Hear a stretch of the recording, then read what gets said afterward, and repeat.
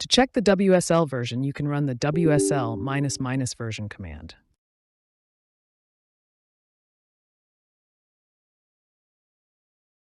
The command will show the WSL version. If you see command options instead of the WSL version, it means either WSL is not installed or you are running WSL version 1. In that case, run the WSL-L-V command, which will display the installed distributions and their WSL versions. If you see command options instead of the distributions, it means the Windows Subsystem for Linux is not installed. WSL2 is the latest version of the Windows Subsystem for Linux. To install WSL2, you can run the WSL install command. To update WSL, run the WSL update command. Another command you can run is WSL status, which shows the default WSL version, whether it is WSL2 or WSL1.